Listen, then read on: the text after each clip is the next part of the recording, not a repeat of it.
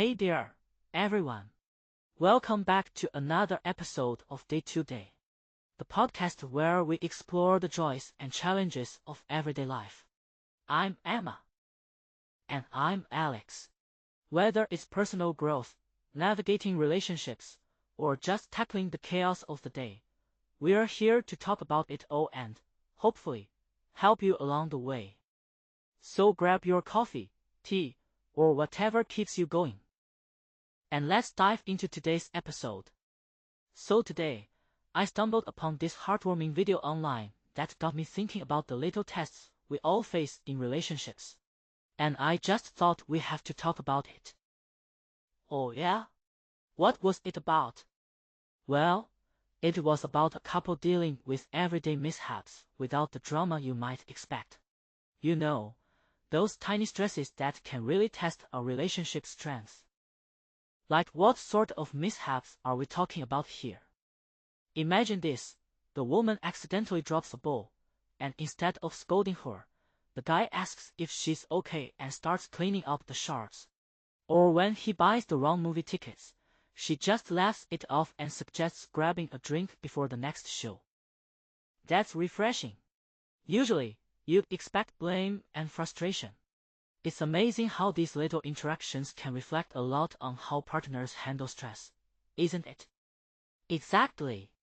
It's these everyday moments like forgetting an ID at a train station or getting lost on a trip that can make or break how people feel about each other in a relationship. Yeah, it's like the age-old saying, travel together to see if you're compatible. Traveling really throws a lot of these stress tests your way. Totally. And what's fascinating is how it highlights emotional stability, which is how people maintain calm when the unexpected happens. Emotional stability, huh? So you're saying it's all about not getting carried away by emotions and instead focusing on solutions? Yes, kind of like that. Instead of inflating the mishaps into massive arguments, the focus should ideally be on understanding and finding a way forward together. And isn't it also about how we place blame? There's this theory I read called attribution theory, which suggests how we explain an event affects our emotional response. Right. Instead of blaming a partner personally, sometimes it's about considering external factors. Like maybe there was traffic or a last-minute emergency if they were late for a date. I could definitely see how that would help avoid unnecessary arguments. It seems like a kind of teamwork, doesn't it? Exactly. It's a mutual support system where both partners act as each other's emotional anchors in stressful times. And let's not forget about resilience, too. Some people naturally bounce back more easily when things go wrong. Resilient partners focus less on criticizing each other's errors and more on problem solving together. Like when plans are disrupted, maybe it becomes an opportunity to try something new instead. That's actually really inspiring and ties in with what psychologists call responsiveness. Reacting positively to your partner and their emotions can really solidify a relationship. Absolutely. It's about creating a safe space where both partners feel understood, validated, and cared for, even when times are tough. So what should couples aim for when they do face these types of stressed out moments?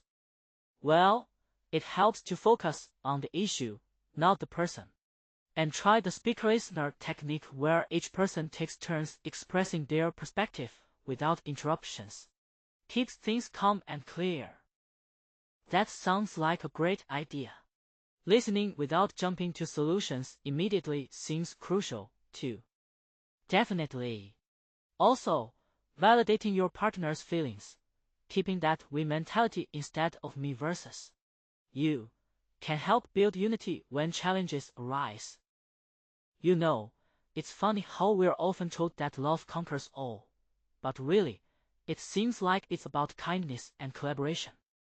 That's true. A good relationship is built on being that armor for each other, not just in fair weather, but through stress and storms, too.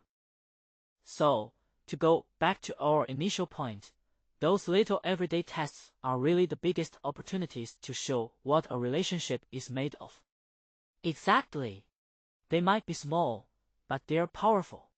So next time something goes wrong, maybe see it as a chance to reinforce the relationship. And it doesn't hurt to share this discussion with a partner, right? It could be enlightening for both. For sure. Understanding these dynamics can transform mishaps into bonding opportunities. Thanks for this chat. It was really inspiring. Thanks for sharing the video. Here's to nurturing those little moments and turning them into stepping stones. Absolutely. Till next time, let's keep focusing on understanding and kindness in our relationships.